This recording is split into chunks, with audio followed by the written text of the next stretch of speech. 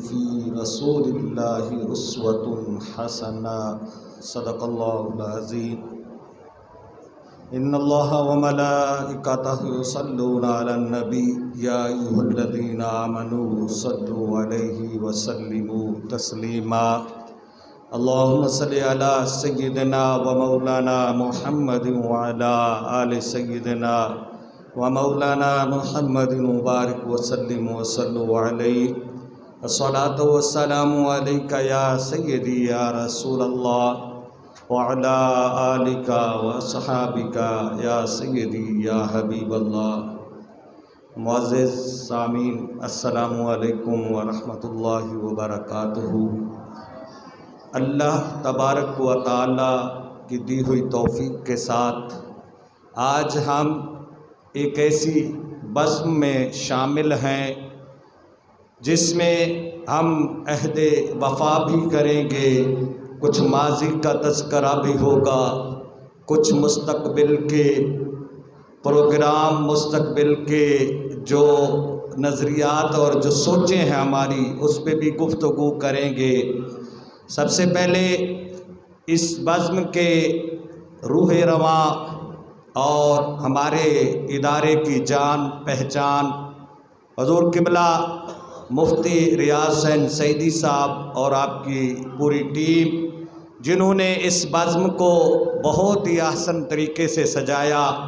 اور بچوں نے بہت پیارے اور بڑی محنت کے ساتھ تیاری کر کے اس بزم کو چار چاند لگائے، تو تمام بچے اور ان کا سٹاف مبارکباد کا مستحق ہے کہ انہوں نے ایک ایسی پیاری بزم سجائی۔ اگر آپ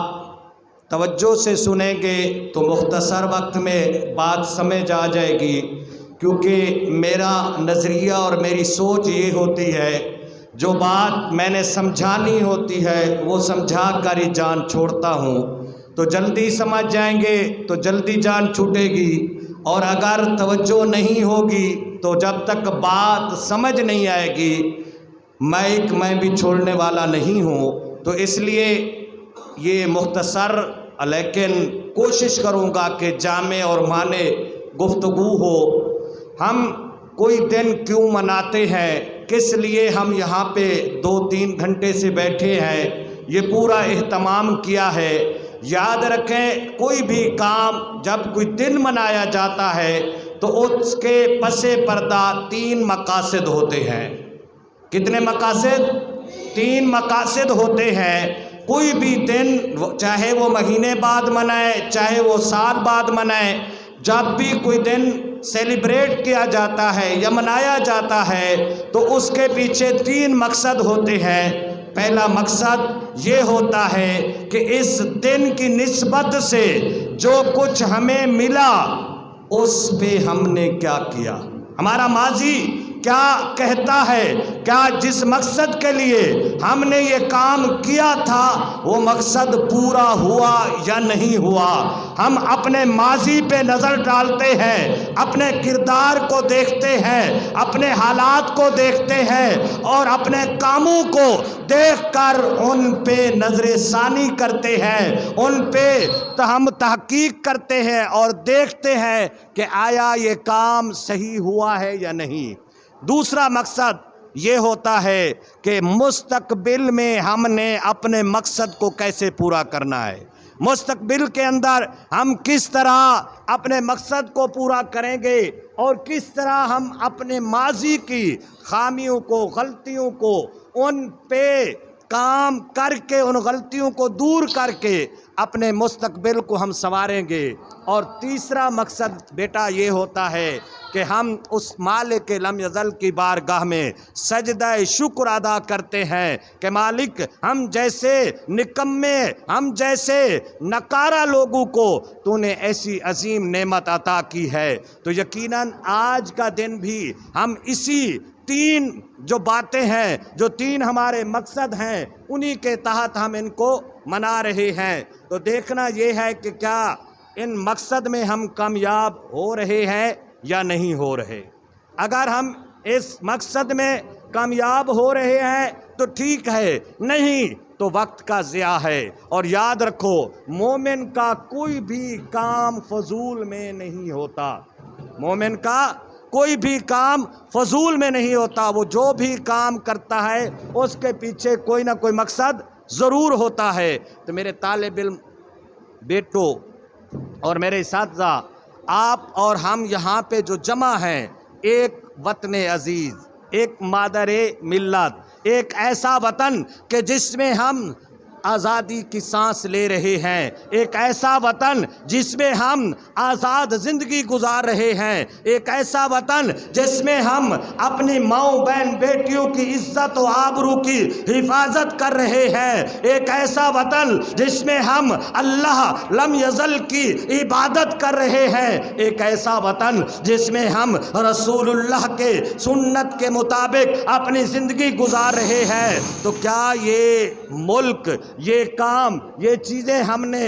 اس طرح حاصل کی اس مقصد کے لیے جس مقصد کے لیے ہم نے آگے بڑھنا ہے، جس مقصد کے لیے ہم نے کام کرنا ہے؟ تو میرے بیٹوں، بھائیوں اور بزرگوں، یہ یاد رکھو،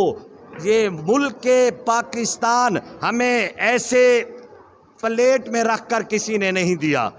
یہ ملک ایسے ہمیں نہیں مل گیا، بلکہ اس کے لیے بہت قربانیاں دینی پڑیں، اس ملک کے لیے بہت قربانیاں سہنی پڑیں، اس ملک کے لیے جانوں کے نذرانے دینے پڑے، وطن کا نذرانہ دینا پڑا۔ اس ملک کو حاصل کرنے کے لیے جو قربانیاں ہم نے دی ہیں وہ لازوال قربانیاں ہیں۔ جب اس ملک کو ہم دیکھتے ہیں تو آزادی ایک ایسی نعمت ہے کہ جس کے بغیر جینا مشکل ہے، جس کے بغیر جینا مشکل ہے۔ لیکن یاد رکھیں 1206 عیسوی میں مسلمانوں کی برِ صغیر میں قائم ہونے والی حکومت آخر کیوں ٹوٹی؟ آخر 600 سال مسلمان اس ملک کے اوپر، برِ صغیر کے اوپر حکومت کرنے کے بعد اپنے اقتدار کو کیوں کھوئے؟ آخر کیا وجہ تھی؟ کیا غلطیاں تھی کہ جو انہوں نے کی اور ان کا خمیازہ ہمیں کیسے بھگتنا پڑا؟ ایک انگریز مورخ لکھتا ہے کہ میں جنگ آزادی کے وقت، جب 1857 میں جنگ آزادی ہو رہی تھی، اس وقت میرا گزر دہلی سے پشاور کی طرف ہوا، اور کہتا ہے کہ میں جہاں جہاں سے گزرتا گیا، میں جہاں جہاں سے ہمارا قافلہ، ہماری گاڑی، ہماری ٹرین گزرتی گئی، وہاں پہ ہم نے لاشوں کے انبار دیکھے، ہم نے مسلمان علماء کی جلتی ہوئی لاشیں دیکھی، اور مسلمانوں کی لاشوں کو درختوں کے اوپر لٹکے ہوئے دیکھا، مسلمانوں کی لاشوں کو ان کی بے حرمتی ہوتے ہوئے ہم نے دیکھی، اور مسلمانوں نے قربانیاں دے کر یہ ملک حاصل کیا۔ اور آج ایک اہم نقطہ جو تمہیں بتاتا جاؤں، اگر سمجھ آ جائے، وہ نقطہ یہ ہے میرے بیٹے، جب ہم تاریخ کے اوراق کی ورق گردانی کرتے ہیں، جب ہم تاریخ کا مطالعہ کرتے ہیں، جب ہم تاریخ کو پڑھتے ہیں، تاریخ انسانیت میں جب بھی انقلاب آیا ہے، جب بھی تبدیلی آئی ہے، جب بھی کوئی تحریک کامیاب ہوئی ہے، وہ علماء کے سر پہ ہوئی ہے، وہ علماء کے بل بوتے پہ ہوئی ہے، کیونکہ یہ جان سب کو پیاری ہے، یہ جان سب کو پیاری ہے۔ کوئی اپنی جان دینے کے لیے اتنا جلدی تیار نہیں ہوتا، لیکن جب علماء کردار ادا کرتے ہیں، جب علماء عوام میں جذبہ شہادت اجاگر کرتے ہیں، جب علماء عوام کے اندر اس ملک کی محبت اور تحریک کی محبت پیدا کرتے ہیں، پھر عوام نہ جان دیکھتی ہے، نہ تن دیکھتی ہے، نہ اولاد دیکھتی ہے، نہ مال دیکھتی ہے، نہ گھر دیکھتی ہے، نہ وطن دیکھتی ہے، اپنا سب کچھ اپنے مقصد کے لیے قربان کرتی ہے۔ تو آپ عالم بن رہے ہیں، آپ حافظ بن رہے ہیں، آپ قاری بن رہے ہیں، یاد رکھیں بیٹا کہ آپ اس ملک کا سرمایہ ہیں، آپ اس ملک کا سرمایہ ہیں، اور جب تک آپ کے اندر حب الوطنی رہے گی، آپ کے اندر اپنے وطن کی محبت رہے گی، تو پھر یہ ملک بڑھتا بھی رہے گا، سنورتا بھی رہے گا، اجاگر بھی اس کے نغمے ہوتے رہیں گے، اس کی باتیں پوری دنیا میں پہنچتی بھی رہیں گی، اور اس کا پرچم تمام پرچموں سے بلند ہوتا رہے گا، لیکن جب ہم نے مقصد کو کھو دیا، جب ہم نے جذبہ قربانی کو کھو دیا، جب ہم نے اپنے مقصد کے لیے اپنا کچھ قربان کرنا، وہ مقصد ہمارے اندر فوت ہوا، پھر غیروں نے آ کے حکمرانی کی، پھر غیروں نے آ کے ہمارے اوپر قبضہ کیا، پھر غیروں نے آ کے ہمارے اوپر اپنا تسلط جمایا، اور اس کا نتیجہ یہ نکلا کہ آج نہ مال محفوظ ہے، نہ جان محفوظ ہے، نہ ایمان محفوظ ہے، نہ وطن محفوظ ہے، نہ آقا کریم صلی اللہ تعالی علیہ وآلہ وسلم کی ناموس محفوظ ہے۔ ایک انگریز مورخ نیلسن وہ لکھتا ہے کہ جب برِ صغیر میں یہ پاکستان اور انڈیا بنے اور مسلمان انڈیا سے ہجرت کر کے پاکستان آنے لگے تو کوئی ایسا عام منظر نہیں تھا، ہر گلی کربلا کا منظر پیش کر رہی تھی، ہر جگہ پہ فرعونیت تھی، یزیدیت تھی، نمرودیت تھی، ہر طرف ظلم و ستم تھا، ماؤں کی جھولیاں اجڑ رہی تھی، بیٹیوں کے سہاگ لٹ رہے تھے، نوجوانوں کی نوجوانیاں لٹ رہی تھی، بچیوں کی آبرو لٹ رہی تھی، گھروں کے گھر پامال کیے جا رہے تھے، حتیٰ کہ یہ انگریز کے پالتو ڈوگرا حکومت، ہندوؤں کی فوج اور ان کے ساتھ سکھ مل کر مسلمانوں کا وہ قتل عام کر رہے تھے کہ ایک نہیں دو نہیں، اس جنگ آزادی اس ملک کے بننے کے بعد جو ہجرت ہوئی، اس ہجرت کے اندر 13 سے 15 لاکھ مسلمانوں کے جنازے اٹھے، 13 سے 15 لاکھ مسلمانوں کی لاشیں پامال ہوئیں۔ انگریز کے پالتو ڈوگرا فوج ایک طرف آ کر بستی کے